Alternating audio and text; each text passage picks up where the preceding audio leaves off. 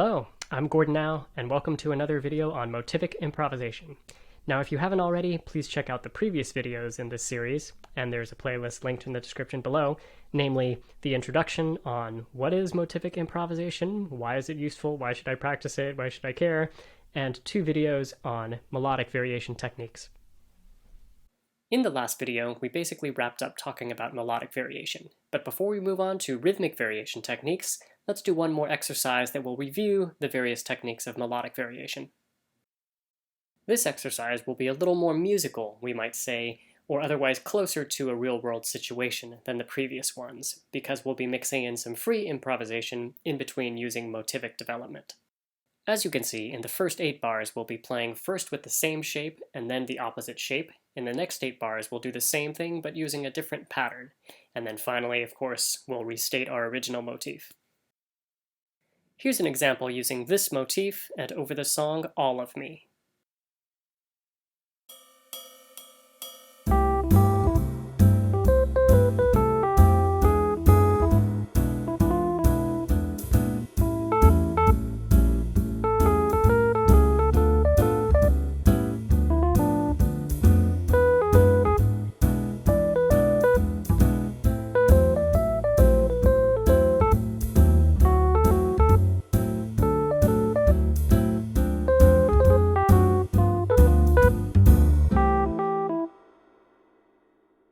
Alright, try this one yourself. And don't forget, if it's too much to think about playing over a song, try this over a vamp first.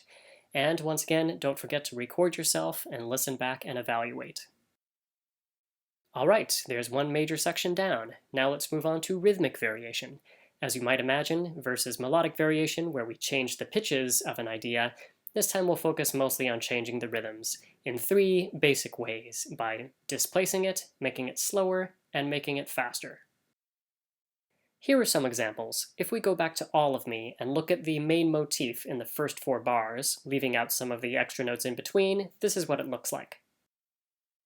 Displacement means moving this idea either earlier or later. So here's one example. In the first bar, we're displacing the motif and making it 2 beats later, while in the 3rd bar, we're displacing it 1 beat later.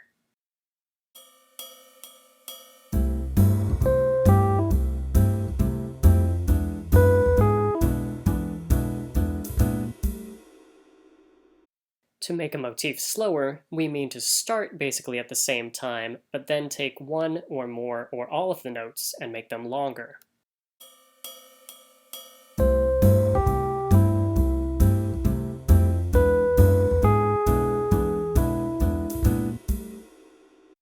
And of course, faster is the opposite, namely starting the motif on the same beat as the original, but making some of the notes shorter.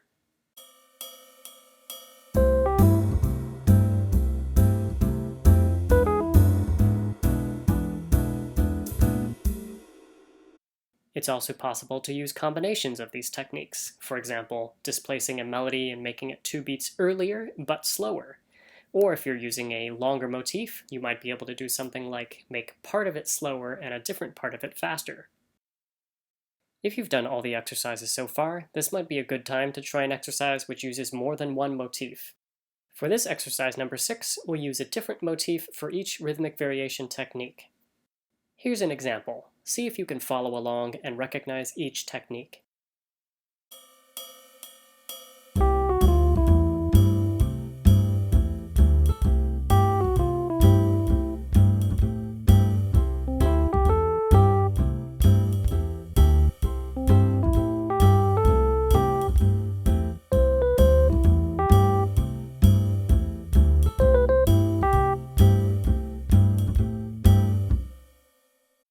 When you try this yourself, you might want to play it over a vamp at first, as in this example, rather than over a song.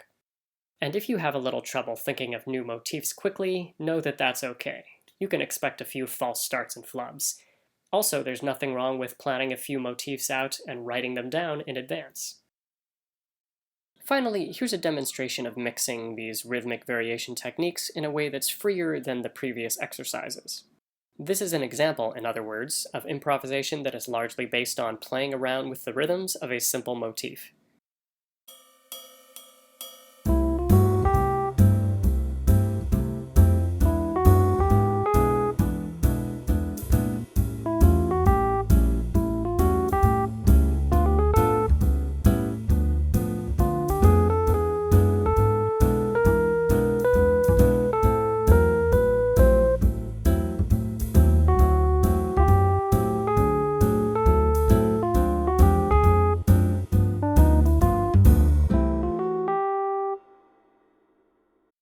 So that wraps up Rhythmic Variation. Stay tuned for the next video in which I'll talk about ornamentation, fragmentation, and extending. As always, if you found this video useful and informative, please give it a thumbs up and subscribe to the SacJEF channel to be notified about new videos. Check the video description below for links to some handy backing tracks, links to download the exercise plans, and some playlists of related videos. If you have any questions, drop them in the comments. Good luck, and keep on practicing!